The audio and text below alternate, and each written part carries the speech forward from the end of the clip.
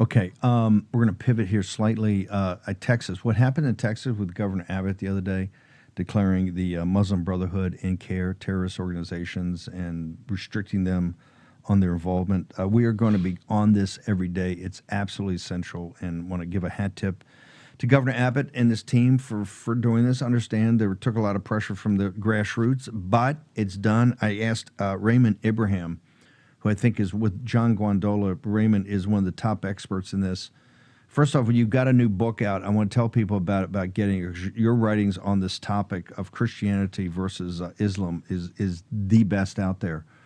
The importance of what Governor Abbott has done. I tried to do this when I was in the White House at the federal level. I got zero traction on this. I mean, nothing but beat back from the State Department and others in the intelligence apparatus.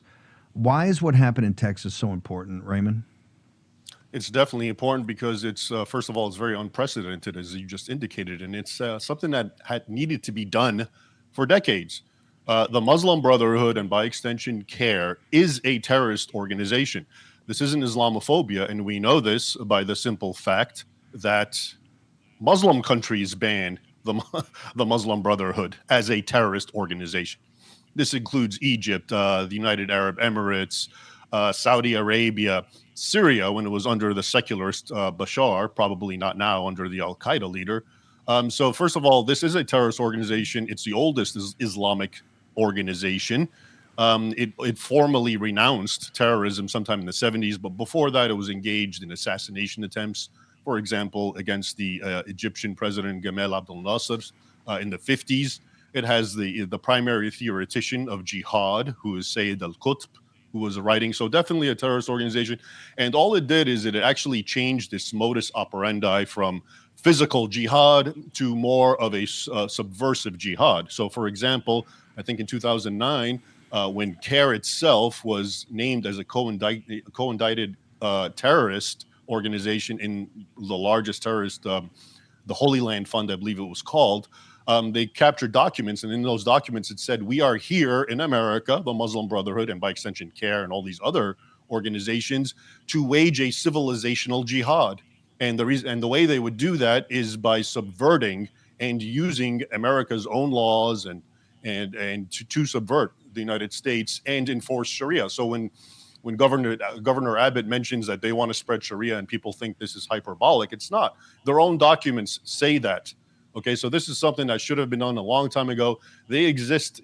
CAIR exists exclusively to use the word Islamophobia to shut down anyone who exposes them. Lots of people have come under fire. I myself was attacked by them on numerous occasions. The most famous was when the U.S. Army War College invited me back in 2019 to speak about one of my books, and they went ballistic and they called them racists for having me on. They called me a racist. I'm Egyptian, and of course I'm Islamophobic, etc. And the U.S. Army War College buckled to a terrorist organization. Okay, but of course afterwards, lots of pressure came on them, including from Congress, to bring me back on, and they eventually did. So it didn't work. But that's all they exist to do, is to shut down the truth, and hopefully more states and ideally the federal government will follow suit, because there's no controversy here whatsoever. I want to just go back for a second and talk about you've got the Persians and Iran, you've got the Turks, but in the Arab nations, Egypt and Saudi Arabia, you've got other great Arab nations. But what is it like? The Muslim Brotherhood is dedicated to the overthrow of the governments in Egypt and the government in the monarchy in Saudi Arabia, and this is why UAE, I would argue, one of the best allies we've got in the region, right? Is MBZ understands the dangers. What is it like to be in an Arab country and have the Muslim Brotherhood every day trying to work to overthrow those governments and actually put Sharia as the law in those nations, sir? Well, that's exactly why these countries ban them as a terrorist organization. And it's not easy, because they have to walk a fine line, because these Arab countries and these Muslim countries can't say we're banning them because they want to impose Sharia. Okay, rather they point to the fact that they're engaged in terrorist acts, and those governments pay lip service. And often, I mean, Saudi Arabia does enforce Sharia. Okay, and Egypt, and Sharia is enshrined in its constitution, Article 2. So that's the issue. Is in Muslim countries, the Muslim Brotherhood, of course, is seen as a great organization, and it wins people over through sort of grassroots level reach out, engages in charity and zakats with fellow Muslims to try to bring them into the fold. So that's it's not a very it's not as cut and dry as it is for us in the West, which is the irony, because those countries, the fact that they do ban them as a terrorist organization puts them at risk, because they're attacking fellow Muslims who, for all intents and purposes, appear pious and want to enforce Sharia, etc., which the government also pays lip service to. So it's ironic that we here in the West are hesitant to do this against an alien organization that, as I said, was captured on multiple occasions, declaring that their intent purposes in the United States is to subvert it and enforce and impose Sharia. And a final point about Texas, especially, that I think a lot of people are missing about this big enclave, this epic city and whatnot, of 1,000 homes and I don't know how many properties, is I find it ironic. Why is it Texas that they're doing this? Could it be because of the porous border? We already know that amongst all the millions that cross over illegally are Islamic terrorists. So I do wonder why they chose that state to create basically an enclave. And I'm wondering, is it so they could actually be there and try to manipulate that border for their own and to bring in their own? You know, John Guandino, who we've had on, Guandola, and also Raymond, I've had them on since my Breitbart days 15 years ago. Raymond, you warned at the time when I used to have you on, your books, some of your books are first coming out, that you warned about England. And you said, hey, and these industrial cities where they're starting to take over the center city, they're going to put Sharia courts up there. You were one of the first to warn against Sadiq Khan, and people laughed at us. You see right now, I say the threat is in New York City with Mamdani, and it's in Texas. And you can see they're very smartly and in a very cunning way trying to take over the financial capital of the world, and they're trying to take over with the greatest, the jewel in the crown of the United States. Your thoughts, sir? Yeah, well, I always say, look to Europe to see the trajectory that the United States is on. They're more progressive than us in more ways than one. In other words, they are an example of where we're headed. The UK, this has become a joke. They've got these enclaves.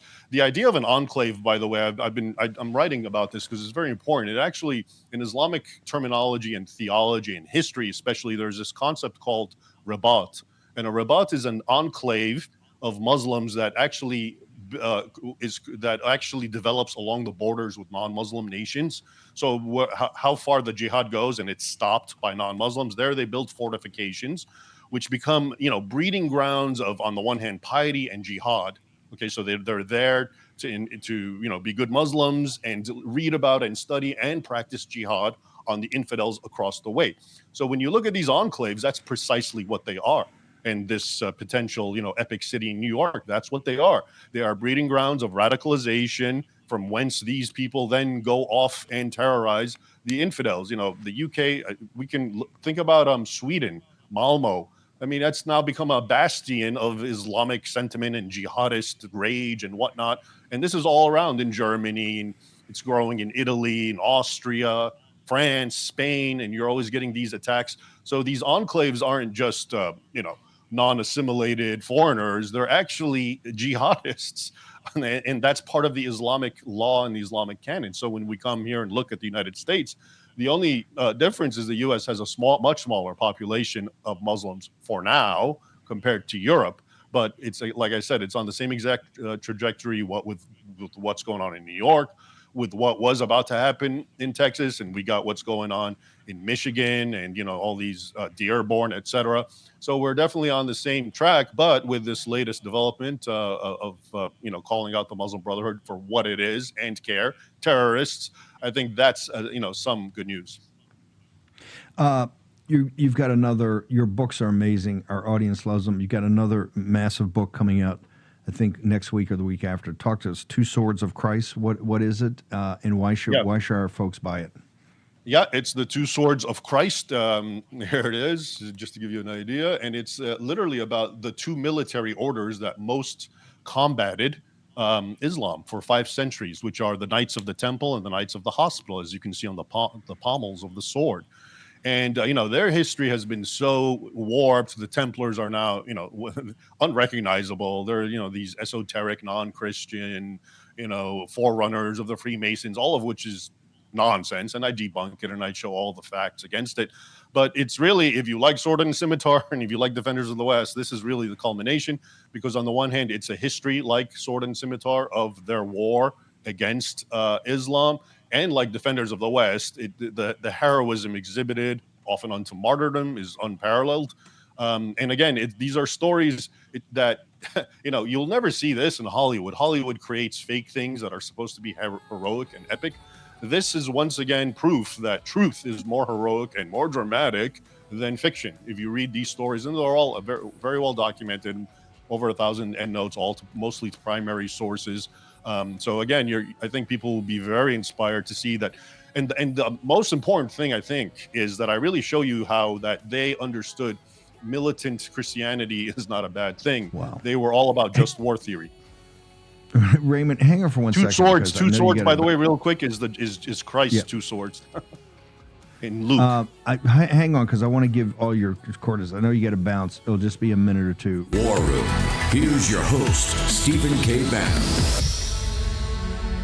Raymond, I want people to get this book. Next Tuesday, Raymond's going to join us for an entire hour at 6 o'clock. We're going to break down the books.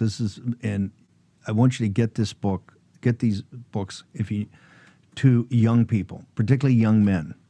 This is the story of the two fighting military orders of Christianity, monks who were the warrior monks, and I'm telling you, it reads like a novel. Raymond, where do people get until next Tuesday, sir, social media, your site, and where do they get the books? Best place for me is just my website, RaymondIbrahim.com, RaymondIbrahim, and it has everything there. It has links to the books and all sorts of things. You can get a signed copy if you like. And the book comes out, like I said, Tuesday. You can order it right now. Your easiest place probably to get it from is Amazon. Yeah. But yeah, it's already a bestseller on Amazon. Okay, of course. All your books are bestsellers. The audience loves them. Thank you. Raymond, love you too. Thank you. And thank you so much for your observations on Europe, the Middle East, and particularly Texas. And this is for backup for Governor Abbott, and everybody did this.